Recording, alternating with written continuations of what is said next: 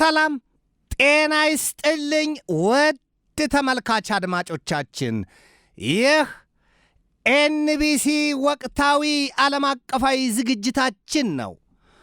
በዛሬው ዝግጅታችን ያስከፊውን የመካከለኛው ምስራቅ ቀጠናና የባሕረ ሰላጤውን የጦርነትና የእሳት አበላ እንዲሁም የሩሲያው ፕሬዚዳንት ቭላዲሚር ፑቲን የቅርብ አጋር አባሮቻቸውና ወዳጆቻቸውን አሳድን፣ ማዱሮንና አሁን ደግሞ ካሜኔን ማጣታቸውና የእርሳቸውም የመውደቂያ ጊዜ ቢሆን ቅርብና አይቀሬ ነው መባሉን፣ ወዲያ ይህንን ክፍተት ተጠቅማ ቻይናም በታይዋን ደሴት ላይ ጥቃት ለመክፈት መዘጋጀቷን እንዲሁም ከመላው ዓለም የተገኙ አዳዲስ መረጃዎችን ይዤ ቀርቤያለሁ። እስከ ዝግጅቱ ፍጻሜ ድረስም አብራችሁኝ ትዘልቁ ዘንድ የአክብሮት ግብዣዬ የአየር ሞገዱን ሁሉ አሳብሮ ከልባችሁ ይድረስ የምላችሁ አዘጋጅቼ የማቀርብላችሁ ትዕግስቱ በቀለ ነኝ። ለሞኝ ውሃ ቀለብ አይመስለውም ይላሉ ኢትዮጵያውያኑ አበው። ውሃ እየጠጡ የቀናት ዕድሜ እንደሚገፋ ወይም ደግሞ ከምግብ ጋር እንኳን ውሃ ሲጠጣ ውሃ የተለየ ምግብነት አለው፣ ቀለብ ነው፣ ለሰውነታችን ተስማሚ ነው፣ ለሕይወታችን። ሞኝ ቀለብ አይመስለውም።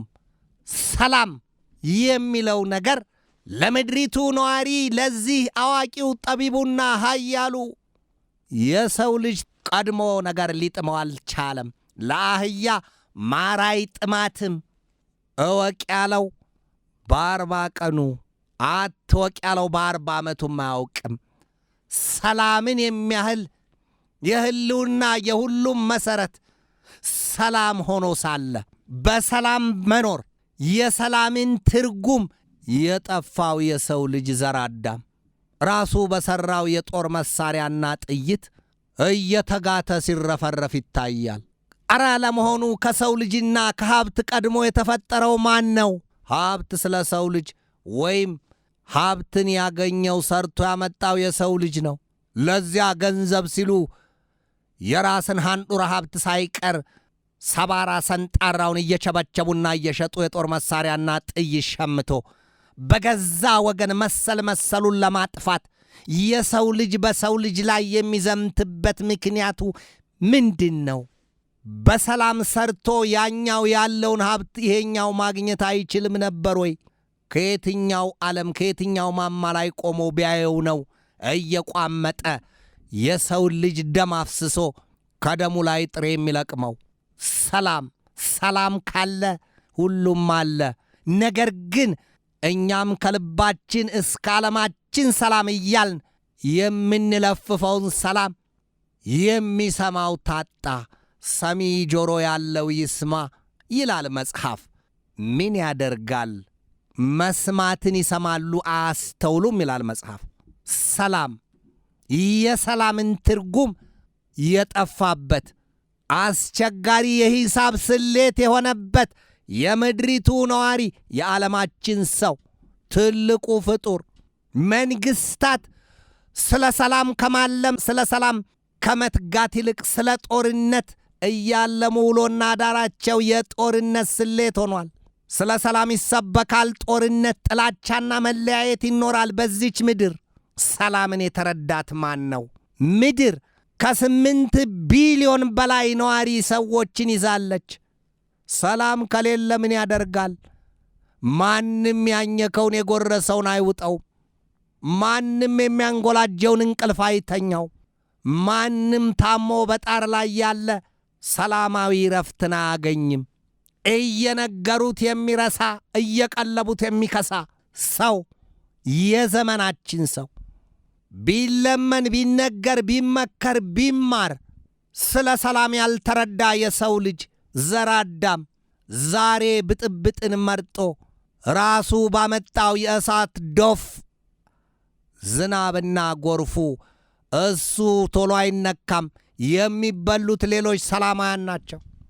ከትናንት በስቲያ ቅዳሜ ረፋድ አካባቢ ላይ የተጀመረው በአሜሪካ በእስራኤልና በኢራን መካከል የገነፈለው የጦርነት ሰደድ እሳት ዛሬ የብዙዎችን ነፍስ እየቀማ በተለይም የንጹሐኑን ቀጥሏል። የሰው ልጅ ዕውቀቱና ስልጣኔው የቱ ላይ ነው?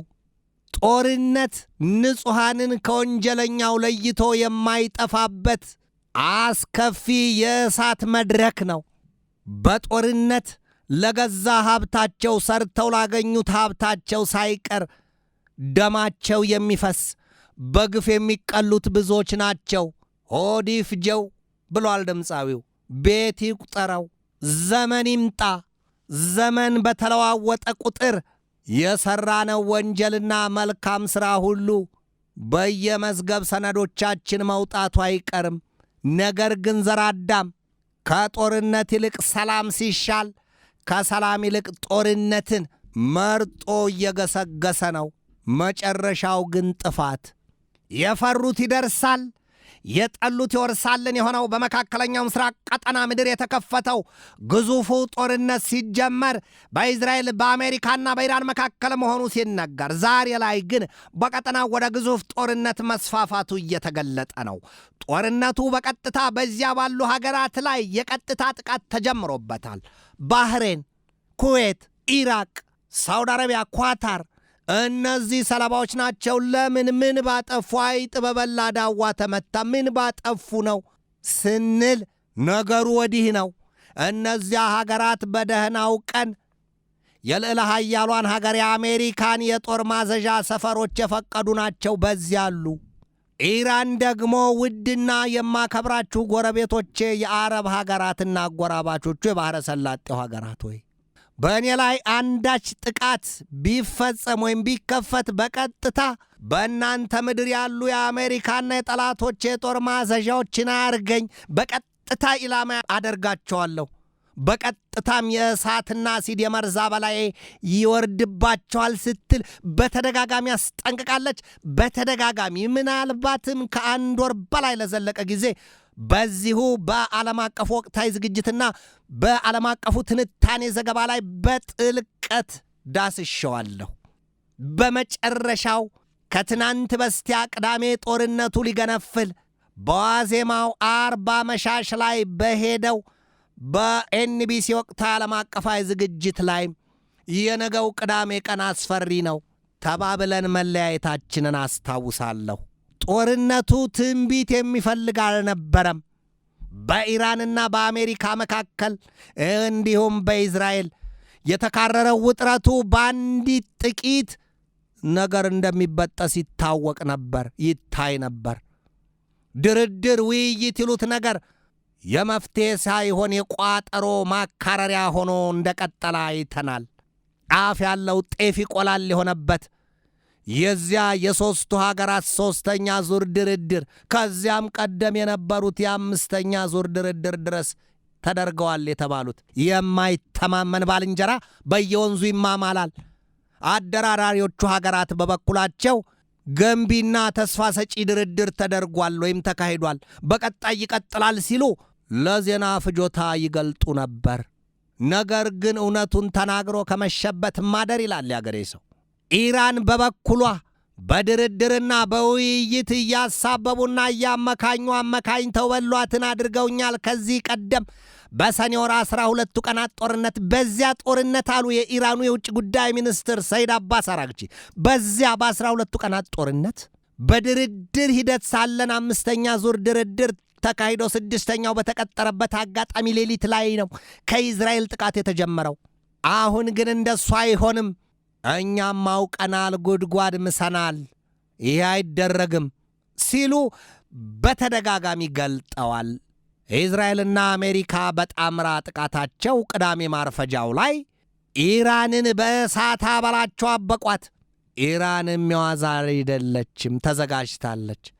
ነገር ግን የስልጣኔና የጥበብ መገለጫ ሆኖ የሚነገርላቸው የዘመናዊ የጦር መሳሪያና የወታደራዊ ስልቶች አንዱን ቀዳሚ አንዱን ተከታይ ማድረጋቸው ታይቷል። በዚያ በቅዳሜ ሁለት ጥቃት አሜሪካና እስራኤል በጣምራ ጥቃታቸው እኒያን የመንፈሳዊ መሪውን የአያቶላ አሊ ሰይድ ካሚኔይን ሕይወት ቀጥፈውታል የሚል መረጃ ወጥቷል። ገሚሱ የዓለም ክፍል ክፉኛ ያዝናል፣ ክፉኛ ይተክዛል፣ ክፉኛ ይራገማል፣ ያማርራል፣ ያወግዛል። ስለምን በ86 ዓመታቸው እኒያ መንፈሳዊው ሰው ኢላማ ሆኑ? ምን ባጠፉ? ምን ባደረጉ? በሀገራቸው ላይ እንኳንስ የጦር መሳሪያና ሌላስ ቢሰሩ ማን ነው የኒውክሌር ጦር መሳሪያን ለብቻው ይታጠቅ ዘንድ የተፈቀደለት? አረ ለመሆኑ ፈቃጁስ ማን ነው? ከልካውስ ማን ነው ሲሉ የሚጠይቁት ብዙዎች ናቸው። ነገር ግን ጥያቄ ብቻ እንጂ ምላሽ የለውም። ዓለም በዚህ እንቆቅልሽ ውስጥ ተጠልፋ ተኝታለች። የኒውክሌር ጦር መሳሪያ ጉዳይ ሲነሳ አንዱ አምራችና ተጠቃሚ፣ ሌላው ደግሞ ስሙን እንኳን የማያስብ ሊሆን ዘንድ መከልከሉን የሚያሳዩት ብዙዎች ናቸው። ነገር ግን ፍትሕ ወዴት አለ? ኢራን የኒውክሌር ጦር መሳሪያ መታጠቅ አልፈልግም፣ ነገር ግን ለኃይል አማራጭ ዩራኒየም ማብላላትና ማበልጸጌን እቀጥላለሁ ስትል መዛት መፎከሯ፣ ወደ ሥራ መግባቷ ከዚህ ቀደም በሰኔ ወርም 12 ቀን አስደብድቧታል። አሁንም ደግሞ ዛሬ 3ኛ ቀኑን ይዟል ድብደባው በኢራን ላይ። መንፈሳዊ መሪዋ አያቶላ አሊ ሰይድ ካሚኔይን ጨምሮ ከ48 በላይ ከፍተኛ የጦር መሪዎቿና አዛዦቿ ተገድለዋል አሉ የአሜሪካው ፕሬዚደንት ዶናልድ ትራምፕ። እነማን እንደሆኑ ግን የወጣ መረጃ የለም። ኢራን በበኩሏ በሰራቻቸው እጅግ አደገኛና መቅሰፍተኛ የጦር መሳሪያዎቿ በዚያ ቀጠና ባሉት የአረብ አጎራባች ሀገራት ላይ የአሜሪካ የጦር ማዘዣዎች አሉበት በተባሉት ላይ ሁሉ የሳዶፏን አዝንባ ብዙ ጥቃት ማድረሷን የተገለጠው። እንደውም ዛሬ በወጣ መረጃ ኢራን 560 የአሜሪካን ወታደሮች ገድያለሁ፣ በኩዌት ያለውን የአሜሪካን የጦር ማዘዣ ሰፈር አመድ አድርጌዋለሁ ስትል ገልጣለች። አውሳፍ የዜና ምንጭ ነው ይህንን ያሰራጨው። አሜሪካ በበኩሏ በፕሬዚደንቷ ዶናልድ ትራምፕ በኩል ስትገልጥ 3 ወታደሮቿ መገደላቸውን ብቻ ነው። ትናንት አመሻሹን በወጣ መረጃ 5 የአሜሪካ ወታደሮችም በጽኑ መቁሰላቸው ተገልጧል። ይሄ ጉዳይ ዛሬ 3ኛ ቀኑን በያዘው የአሜሪካና የኢዝራኤል ግዙፍ ጦርነት ኢዝራኤልንም 9 ዜጎቿን አሳጥቷታል። የኢራን ሚሳይሎች ቀድሞ ነገር በሚሳይል መከላከያዎችም አልተገቱም፣ እየሸረካከቱና እየበረጋገዱት አልፈዋል። ኢዝራኤል በበኩሏ እንዴት ቢባል የሚሳይል መከላከያዎቼ የኢራንን ሚሳይሎች መግታትና መመለስ ተሳናቸው ስትል ጥያቄ ሆኖባታል፣ መመርመር ይዛለች ነው የተባለው። የአሜሪካው ፕሬዚደንት ዶናልድ ትራምፕ በበኩላቸው ጦርነቱ ገና ለ4 ሳምንታት ሊቀጥል ይችላል ሲሉ ፍንጭ ሰጥተዋል። በጦርነት ዓለም 4 ዓመታትን የዘለቁት ዩክሬንና ሩሲያን ማየት ይቻላል። አንድ ሕፃን ተወልዶ 4 ዓመት አደገ። አንድ ሰው ሞቶ 4 ዓመት አስቆጠረ። በሕይወት ያሉ ሰዎች 4 ዓመታትን በጦርነት ውስጥ ማቀቁ ማለት ምን ማለት ነው? ጥያቄው ለዘር አዳም የሚቀር ጉዳይ ነው። በየህሊናችን እናመላልሰው። 4 ሳምንታት ሊቀጥል ይችላል አሉ የአሜሪካው ፕሬዚደንት ዶናልድ ትራምፕ።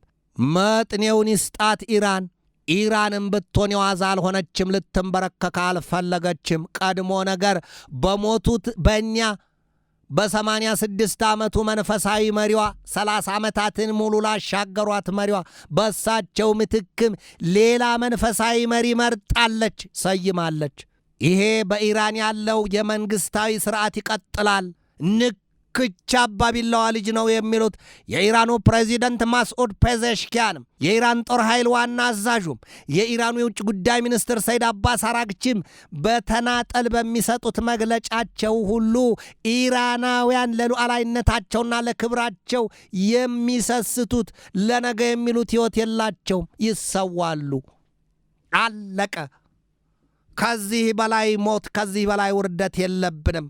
አጎንብሰን ለይቅርታ እንበረከክም ብለዋል። የአሜሪካው ፕሬዚደንት ዶናልድ ትራምፕ በበኩላቸው አሁን የተሰየሙት የኢራን ባለስልጣናት የመንፈሳዊ መሪውን ለማለት ነው እንደራደር፣ እንነጋገር ብለዋል የሚል ፍንጭ ሰጥተዋል። በዚህ ዘመን በተለይም ውሸት እግር አውጥቶ ደም አርግቶ አጥንት ሰክቶ በየትኛውም የምድሪቱ ገጽ እየተንሸራሸረ ነው። ውሸት። ፖለቲካ ማለት ይሄ ነው እንዴ?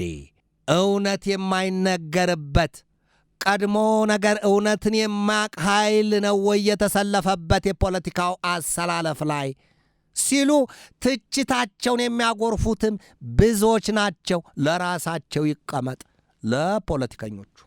የኢራን ሃይፐርሶኒክ ሚሳይሎች የሚሳይል መከላከያ ይሏቸውን ቁሶችም ሽክሽክ እያደረጉ መብላታቸውና ኢራን ቆሽቷን ያሳረሩትን የአሜሪካና የእስራኤል ይዞታዎች ያለቻቸውን እንደ ኩዌት፣ ኳታር፣ ኢራቅ፣ ባህሬንና ሌሎችንም መምታቷ ይነገራል። ኢራን ለዚያ ጥቃቷ በዋናነት ተጠያቂ ያደረገቻቸው ደግሞ የአሜሪካን የጦር ማዘዣ ሰፈሮች በዚያ አስቀምጠዋል ወይም ሰጥተዋል በሚል ነው።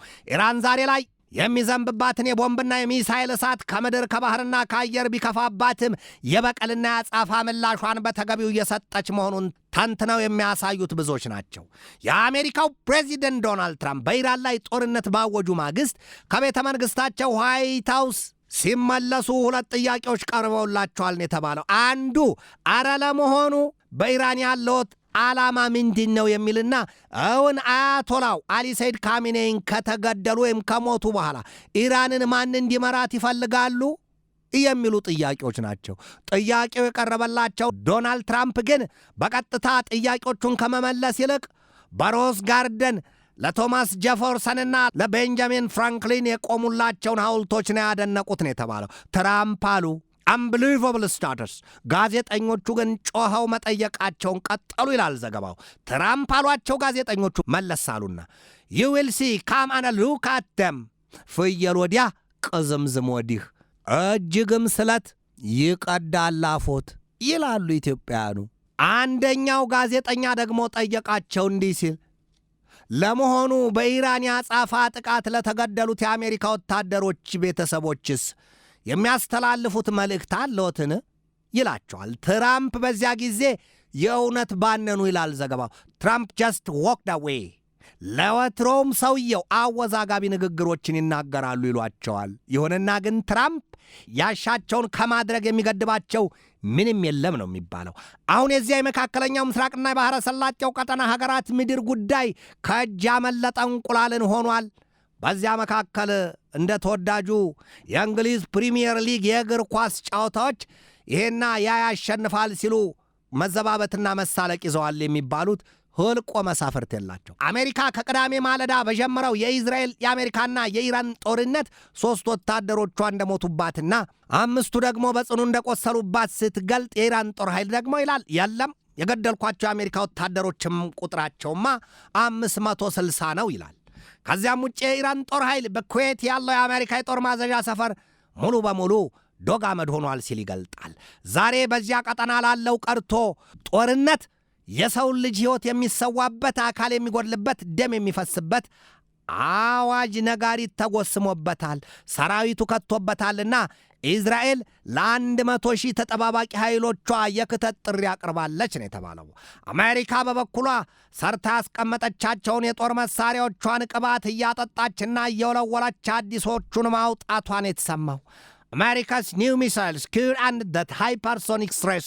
This is our only hope for beating China and Russia. ዛሬ በአሜሪካ በእስራኤልና በኢራን መካከል የገነፈለው ጦርነት ቻይናና ሩሲያን ስቦ የሚዘፍቃቸው ከሆነ አለቀ የዓለም ጉዳይ። በሦስተኛው የግዙፍ ጦርነት እሳት ባህር ዋና መግባቷ ነውና ለሰሚው ግራን አሊያም አንጋጦ ሰማይን አቀርቅሮ ምድርን ይሆናል ሲሉ የሚያሳዩትና ትንቢታቸውን የሚያቀርቡት ብዙዎች ሆነዋል። አሜሪካ በሃይፐርሶኒክ ጦር መሳሪያ ጥበቧ እጅጉን ኋላ ቀርናት ነው የሚባለው። በተለይም ከሩሲያና ከቻይና አንጻር ስትነጻጸር በከፍተኛ ደረጃ ኋላ ቀርናት ይሏታል።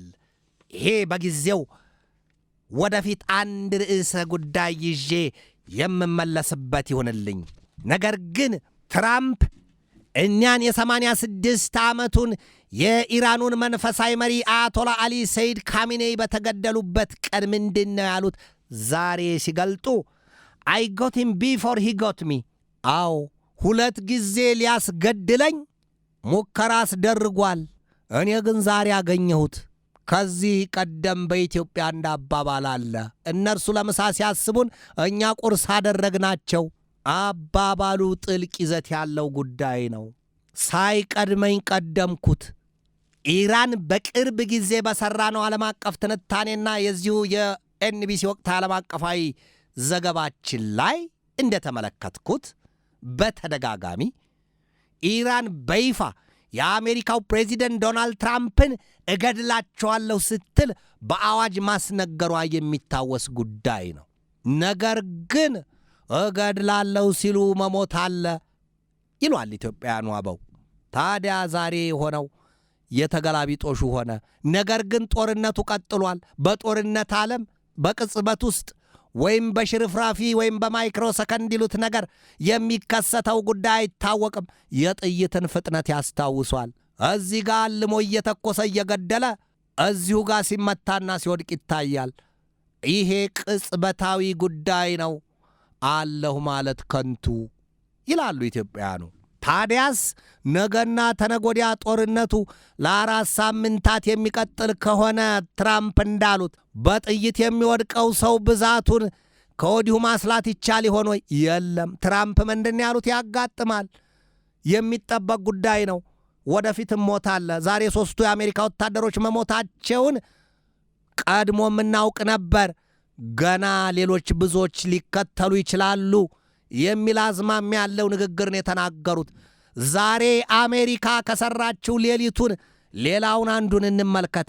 በእኛ የቢ2 ቦምበርስ ስፒሪት ስቲልዝ የቦምብ ጣይ አውሮፕላኖቿ የኢራኑን አብዮታዊ ዘብ ኃይል ዋና ማዘዣና መቀመጫ ሰፈር ድምጥማጡን አጥፍቻለሁ ስትል በአዋጅ አስነግራለች፣ በዜና አስለፍፋለች።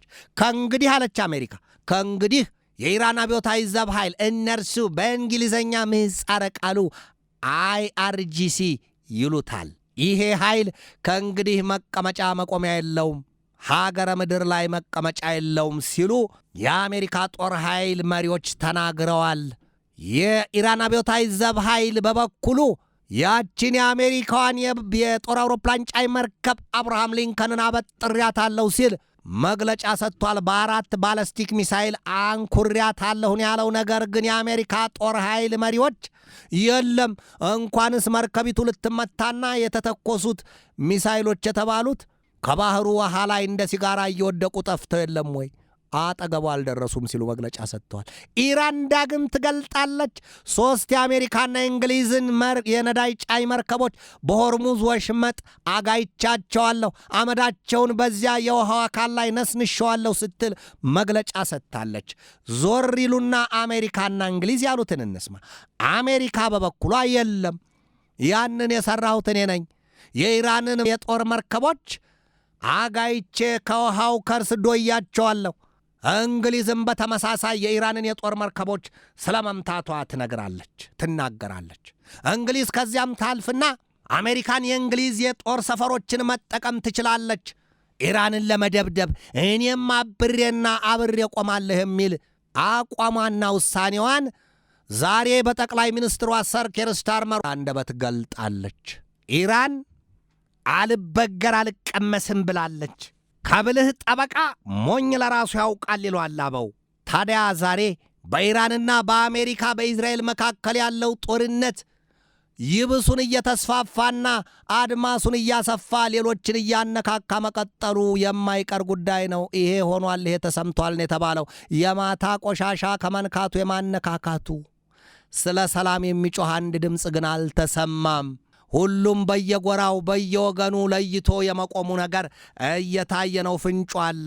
ሰላም የሚለው ጉዳይ ቀርቷል። ወደ ኤንቢሲ ተመልካች አድማጮቻችን የዛሬን በዚህ ተሰናበትኳችሁ። ነገ በሌላ ርዕሰ ጉዳይ እንገናኛለን። እስከዚያው ከልባችን እስከ ዓለማችን ሰላም ተመኘሁ። በድጋሜ ሰላም።